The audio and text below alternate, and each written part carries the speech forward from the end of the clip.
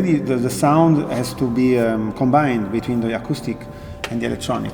But this already makes a little difference. So I cannot play the same way I play acoustic, and this is also why I like to make both during concert. For example, in the last few years, I've been mixing these two universes because I think it gives me a lot of new ideas, fresh ideas while I'm on stage. And as much as I like to playing piano, I also really enjoy to have electronics because it really takes me somewhere else. And I also like the fact that while I'm playing, I can just move a little bit, one little knobs, and the entire sound changes incredibly in a very, very strong way. It really inspires me because I can just move a little millimeter and the electronics really react in real time on what I'm doing. And sometimes I cannot control it 100% because it's a system built also on some aléatoire things, so a little bit random sometimes. So this combination between some effects which are very, very precise and some other effects which go a little bit as they like sometimes, it makes it quite fresh all the time. It is always different. Also, that's why my expectations can never be like something I have in mind 100%. Also, because as a pianist, I always play different pianos, and every piano reacts differently to the electronic system I built. So I think there is quite interesting process there. So.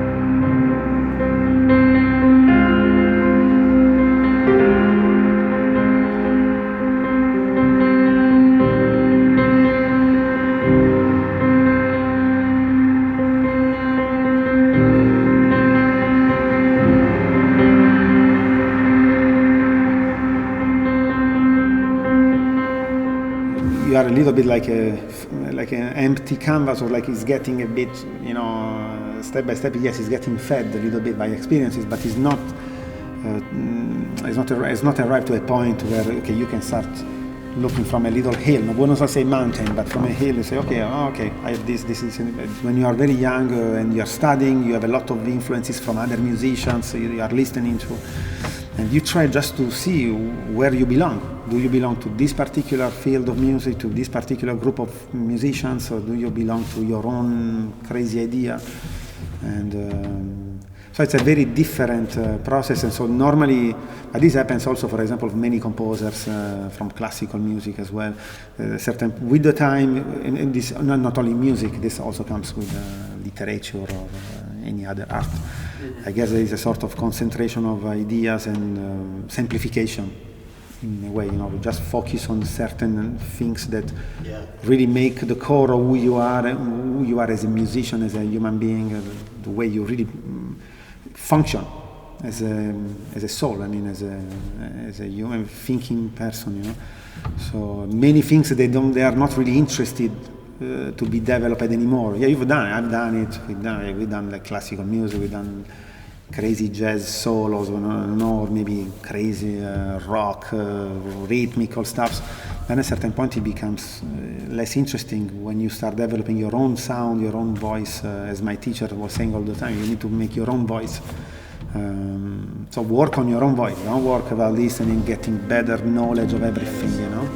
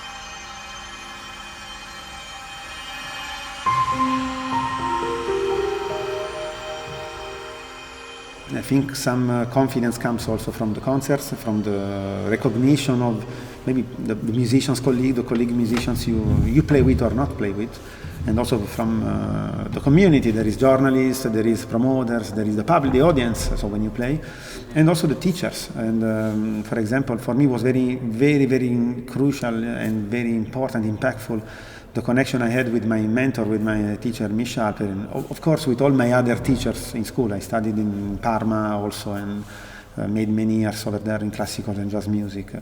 But this last encounter with this teacher that was very important for me, it was also on another level of this kind of acceptance of when something I create works, what does this mean? You know, what does this mean?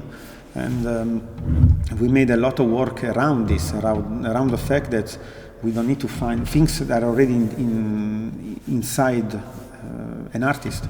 So the artist has just to believe that that idea can be developed with a particular time of engagement that has to come from the artist, of course. But first of all, we have to be the first ones to believe in the idea we found, because that actually comes from us, is not coming from other persons. So that's unique. That's what makes us unique, because it's really our creation. And so instead of trying to find other things or trying to, you know, as you said, also as you said before, trying to impress with this idea, mostly the real thing to be done is to make this little idea that we have found and plant it and watering and trying to really create the best out of it.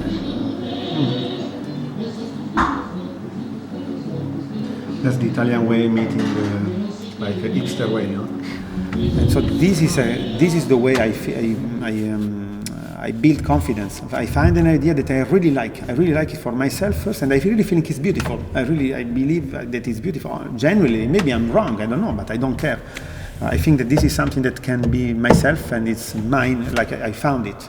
So I work on this and I build on that specific little idea. And from that point, I learned how to do this. Before I was not thinking this way. I was more thinking like, okay, I could understand that I was having some good ideas there and there also, because when you also study, I was listening to a lot of rock music, other sounds, but I was also in an academic path. So I had fantastic teachers who were teaching me music, making me learn a lot of things. And so I could understand when an idea harmonically has some interest, or maybe technically has some difficulties that make this music at least quite interesting for, and maybe not already used in different contexts already. But this is nothing if you don't then believe that one single idea can just be some beautiful thing. You know? And And so before I was more thinking, but okay, let me do this. Okay, maybe I'm gonna add some other things so it matches better. It sounds more profound. Okay, I'm gonna do this plus this plus this, and so it's gonna be good. And also people are gonna feel that, like maybe my audience is gonna feel that I made a lot of work. Like today I don't think anymore like this. I think more like I have one idea, I found it, and I just work on this. So it's a very different process. There's no really like space for uncertainty or like how to say fear of that maybe it's not enough, or maybe if it's not enough, I'm not gonna release it now. Maybe before I had, when I was younger, like in finishing my studies, I think there were more doubts, which is normal. I mean, so.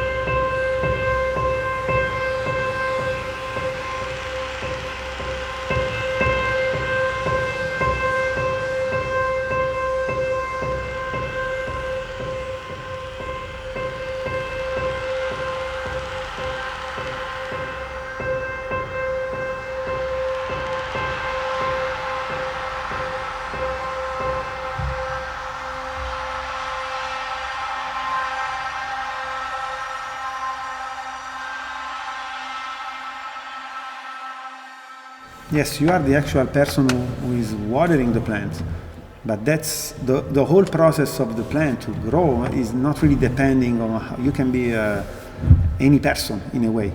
So you are just following a process that is natural. So what I also feel is that with the experience, we must try to just put ourselves a little bit more and more back to the process, the artistic process. Yes, we guide it. Yes, we follow. Basically, we see it. We just see the making of it, and yeah, we can guide a little bit aesthetically what we like to do it, but it's not even engaging us like too much. That doesn't become so personal that he has to give us some insecurity or like some idea that he has to do this is something to do with us.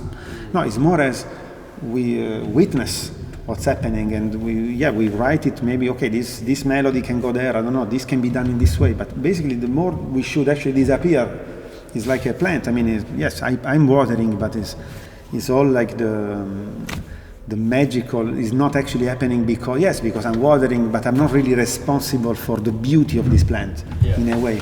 I'm more responsible to not ruin it and to not add too much water and not to put maybe like I don't know, like a gasoline station in front of it, for example, just because I feel it's gonna help me for whatever, you know. So the image of the plant is actually quite accurate. That the more you know that it's gonna be okay, just trust the process, the chlorophyll synthesis, and it's gonna happen. You know, you just centrally know that you need to put some water there, and then you need to wait a little bit, then it's gonna rain, and then something is happening. It's not even about you anymore, you know.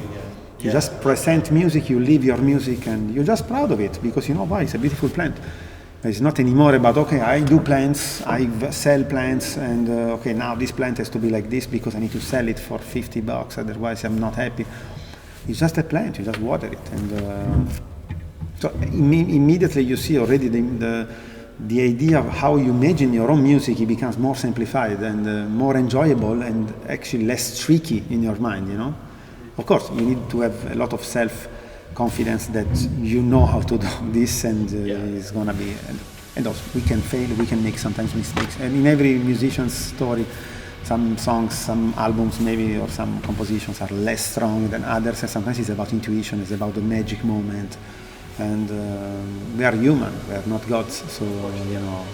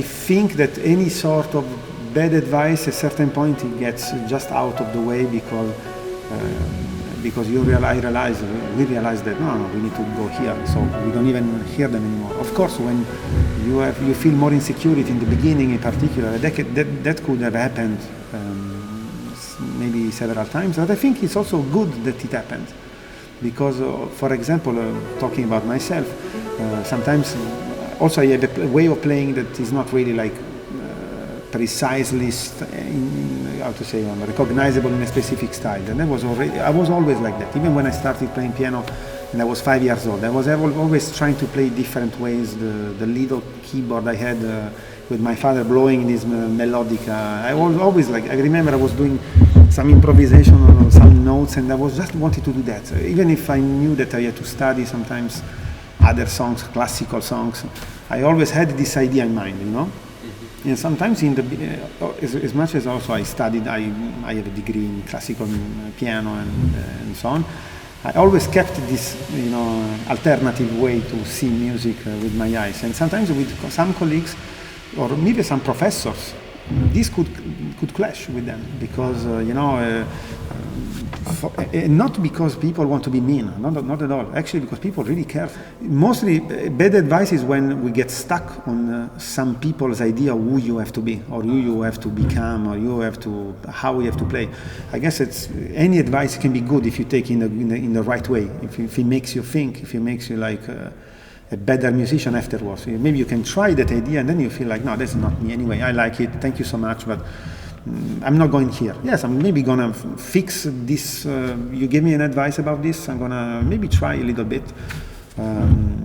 Again, this comes with confidence and with, I think, the happiness that I found, or someone has found the right path, like the meaning also of being a musician today, in this specific moment, in someone's specific life. Because every one of us is different, every one of us has different personal life, personal background, family background, and so on. So, I guess even bad advices can be good if taken in the right way of improving, becoming a better person, a better musician.